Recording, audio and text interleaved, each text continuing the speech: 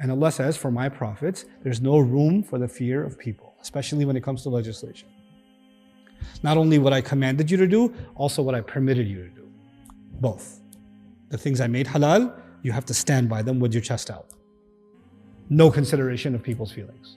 The things I made haram, no fear of anyone other than Allah. This video is an extract from our deeper look of Surah Al-Ahzab, which is currently taking place live in Chicago right now during our 4-week intensive summer Quran seminary. But for the first time ever, we're also streaming the entire thing live exclusively within the Bayyinah TV app itself. It will not be here on YouTube or social media. So, register now on bayyinahtv.com to join Ustad Nu'man and other students on this transformational journey every evening from 7 to 10 p.m. Central Daylight Time. You can also catch up with the replays afterwards.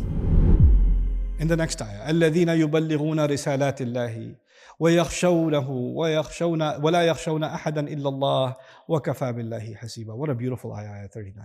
There are 3 pieces to this ayah. Just if you want to understand this ayah beautifully, 3 pieces to this ayah. First piece, the prophets who deliver the messages of Allah. I want you to understand how this is connected to the previous ayah. Listen carefully. We saw in the previous ayah, when Allah was ending that ayah, Allah said, Sunnat Allah, where did it go? Yeah, here we go. Sunnat Allahi fil ladhina khalaw min qabl. This is the way Allah has always done things with those who came a long time ago. What did Allah do? مَا كَانَ عَلَى النَّبِيِّ مِنْ حَرَجٍ فِي مَا فَرَضَ اللَّهُ لَهُ.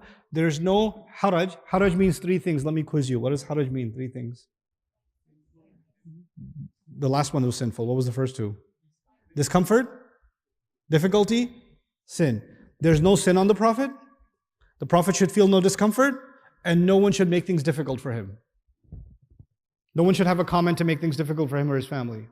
In whatever Allah has mandated for him and whatever Allah has made permissible for him, and this standing for what Allah has revealed without any hesitation, without any haraj, internal, cultural, or divine, all 3, has always been the case for those who came, all the prophets who came a long time ago, and Allah has always had this perfect decree.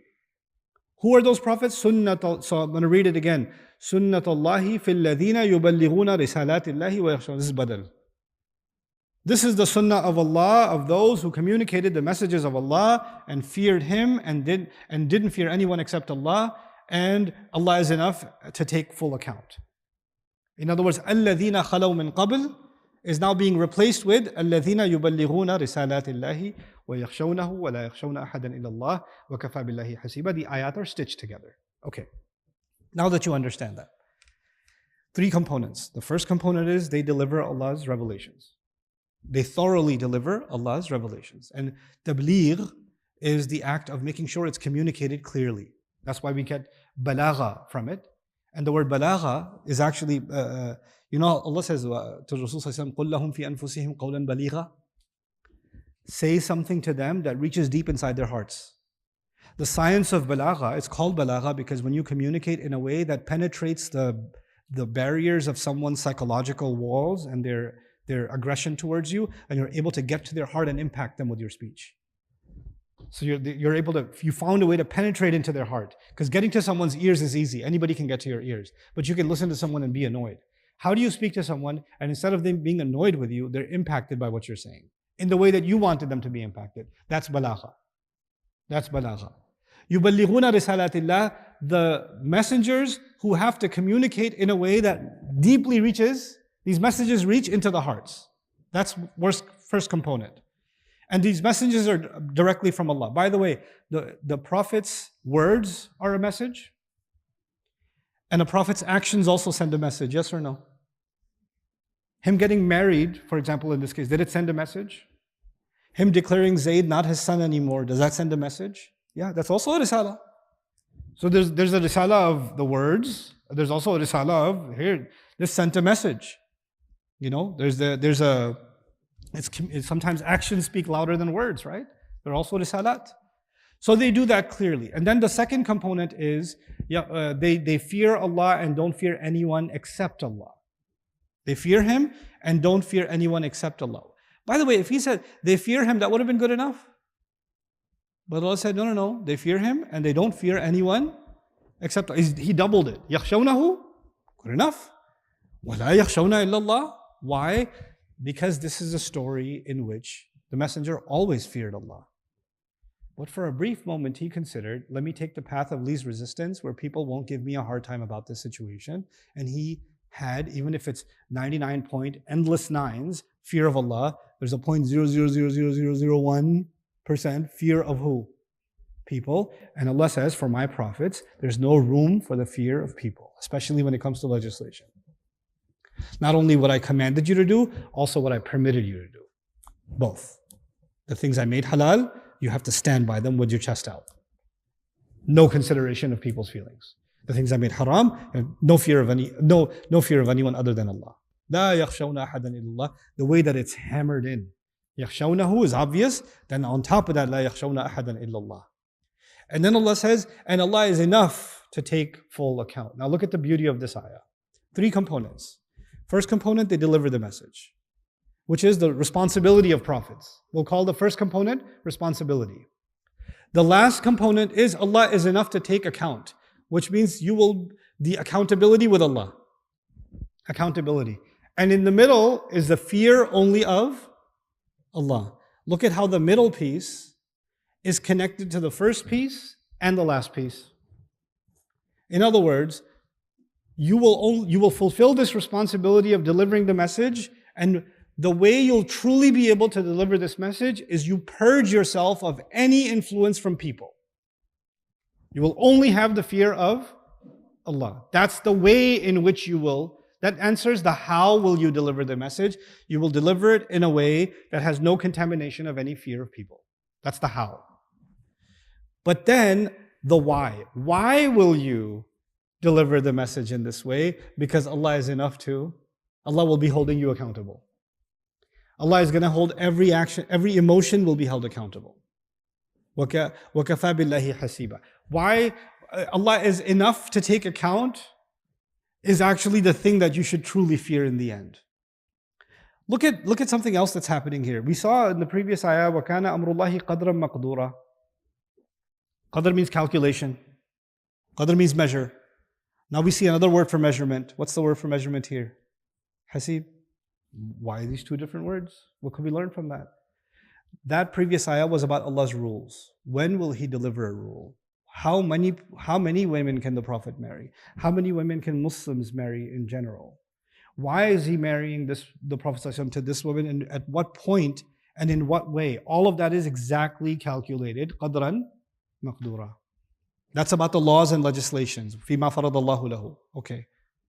This ayah is not about that. This ayah is, in what way will when they deliver it, was there any element of fear?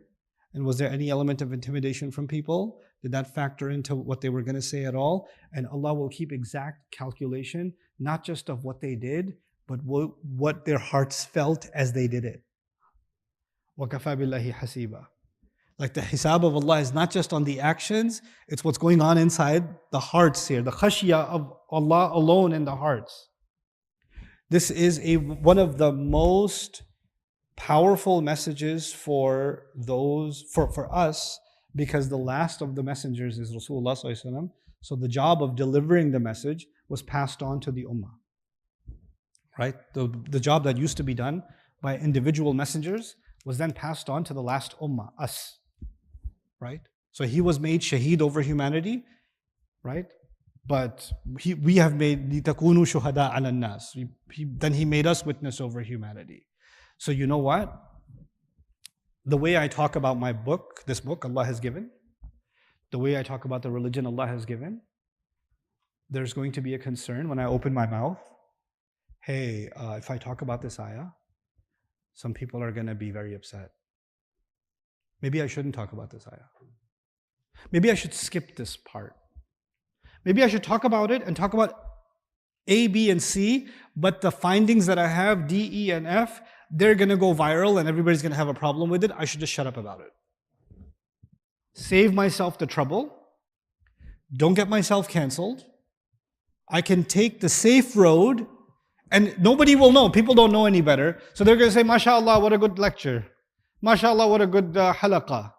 And I save myself a bunch of trouble by kind of avoiding a subject that I knew would just press people the wrong way. That could never happen, right? I mean, anybody who talks about Islam would only talk about it in a way that's fearless.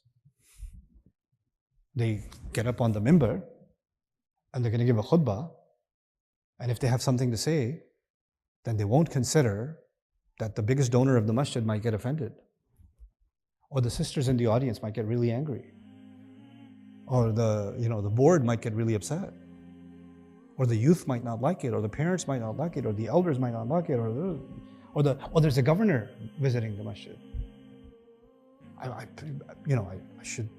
I don't care if there's a governor here. I'm not gonna, I'm gonna say exactly what needs to be said, because those who deliver the messages of Allah fear Allah and don't fear anyone except Allah, right? Hey guys, you just watched a short clip from this surah. What I want you to do now is go through the entire surah with me. It's called the Deeper Look series, and you can catch it on bayinattv.com under the Deeper Look section. So get started.